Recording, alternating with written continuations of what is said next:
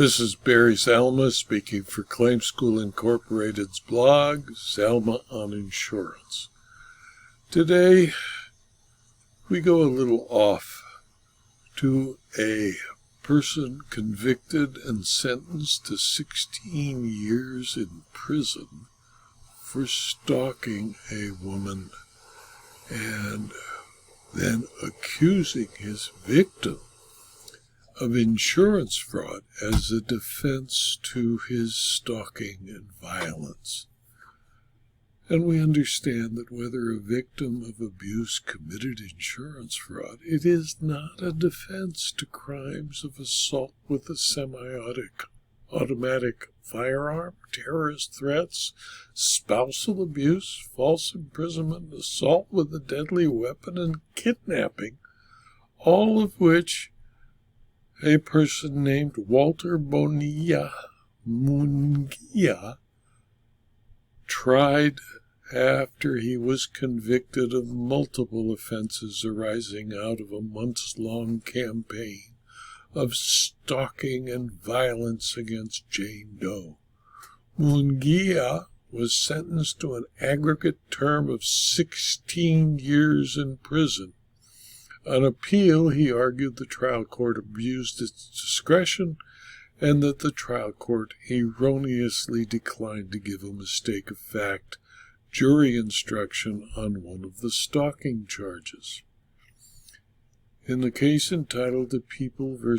Walter Bonilla Munguia, the California Court of Appeals, on February 26, 2025, affirmed Munguia's conviction.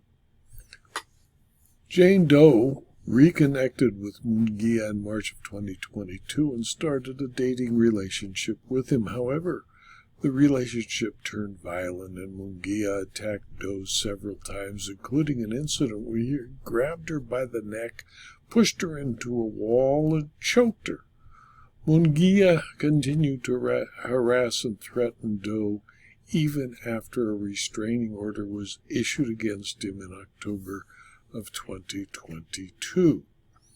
On May 11 of 2023, the Kern County District Attorney's Office filed an amended information charging Munguia with multiple offenses, including stalking, assault with a semi-automatic firearm, terrorist threats, spousal abuse, false imprisonment, assault with a deadly weapon, kidnapping, and possession of a firearm after a felony conviction.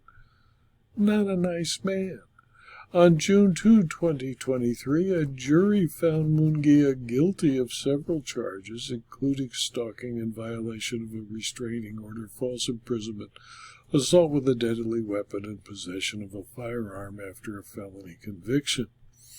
On July 11, 2023, the trial court sentenced Munguia to an aggregate term of 16 years in prison. After reviewing the evidence, the Court of Appeal concluded: 1. The trial court properly denied Munguia's motion as mere disagreement over a plea deal does not constitute an irreconcilable conflict that deprived Munguia of effective assistance of counsel, and 2. The trial court properly declined to give a mistake of fact instruction as to one count, as Section 649.9 Subdivision B is an alternative penalty provision and not an element of the offense.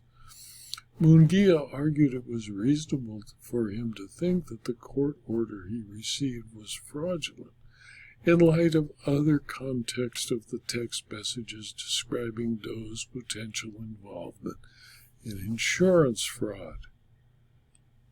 Section 646.9 Subdivision A states, quote, any person who willfully, maliciously, and repeatedly follows or willfully and maliciously harasses another person and who makes a credible threat with the intent to place that person in reasonable fear for their safety is guilty of the crime of stalking, punishable by imprisonment in the county jail for not more than 1 year or a fine of not more than $1,000 or by both the fine and imprisonment or by imprisonment in the state prison.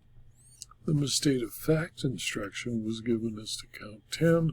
The jury nonetheless convicted Munguia, necessarily repudiating his mistake of fact defense as to that conduct, and therefore the judgment was affirmed. A very bad man doing very bad things to an innocent female tried to avoid his conviction by accusing her of insurance fraud, which he claimed allowed him to ignore the restraining order. His allegation failed, and he was properly and effectively sentenced to 16 years in prison, which sentence was affirmed by the Court of Appeal. This video was adapted from my blog, Zalma on Insurance, which is available free to anyone who clicks on the URL zalma.com/blog. You can subscribe to the blog, and if you do, you'll receive notice of every blog posting, usually 5 or 6 a week, and you'll gain access to the more than 5,000 blog postings.